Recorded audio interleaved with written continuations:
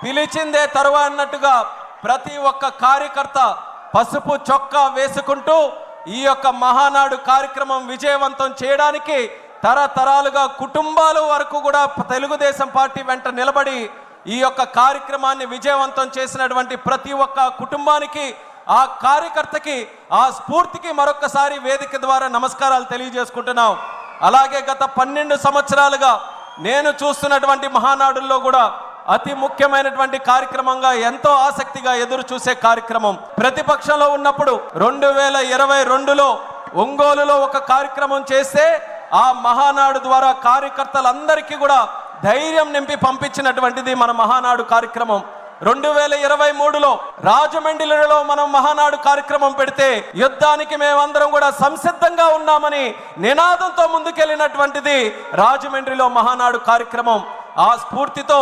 కార్యకర్తలు, నాయకులు, పార్టీ అందరూ కూడా కష్టపడి ప్రజలతో మమేకమై దేశ చరిత్రలోనే ఎన్నడూ లేని విధంగా 94% స్ట్రైక్ రేట్తో ప్రభుత్వాన్ని ఎస్టాబ్లిష్ చేసినటువంటి ఏకైక రాష్ట్రం మన ఆంధ్రప్రదేశ్ రాష్ట్రంగా కీర్తించబడినటువంటి మన కార్యకర్తల తాలూకా సహకారం మరొకసారి గుర్తు చేస్తున్నాను. కడపలో మొట్టమొదటి మహానాడుగా కడప గడపకు పసుపు తోరణం కట్టి ఈరోజు ఎంతో వైభవంగా ఈ యొక్క కార్యక్రమాన్ని ముందుకు నడిపిస్తున్నాం. ఇప్పుడే మనం చూసాం, యువ నాయకుడు నారా లోకేష్ అన్న గారు ఒక యువ నాయకుడుగా కార్యకర్తల గుండెల్లో, ప్రజల గుండెల్లో ఒక సుస్థిరమైనటువంటి స్థానం సంపాదించుకొని ఈరోజు ప్రజా నాయకుడిగా ఎదిగి ఆయన తాలూకా ఆలోచనలతో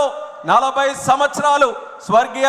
నందమూరి తారక రామారావు గారి తాలూకా నాయకత్వంలో, నారా చంద్రబాబు నాయుడు గారి నాయకత్వంలో ఈ 40 సంవత్సరాలు తిరుగు లేకుండా పార్టీ ఏ రకంగా ముందుకు నడిచిందో మరో 40 సంవత్సరాలు కూడా తిరుగు లేకుండా తెలుగు జాతి ఉన్నంతకాలం, సూర్యచంద్రులు ఉన్నంతకాలం తెలుగుదేశం పార్టీ అనుక్షణం ఉండాలనే ఆలోచనతో మరొక 6 శాసనాలని మన అందరికీ కూడా అందించడం జరిగింది మన లోకేష్ అన్న గారు.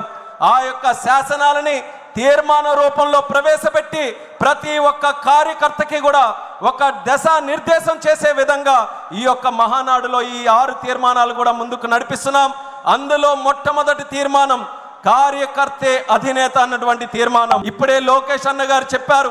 కార్యకర్తకి ఎటువంటి ఆపద వచ్చినా, కార్యకర్తకి ఏ కష్టం వచ్చినా నేను ఎప్పుడు కూడా ఉంటానని ధైర్యం ఇస్తూ, అలాగే భవిష్యత్తులో కూడా ఆ కార్యకర్తకి పార్టీ ఎల్లప్పుడూ కూడా నిల్చుంటుందనే ఆలోచనతో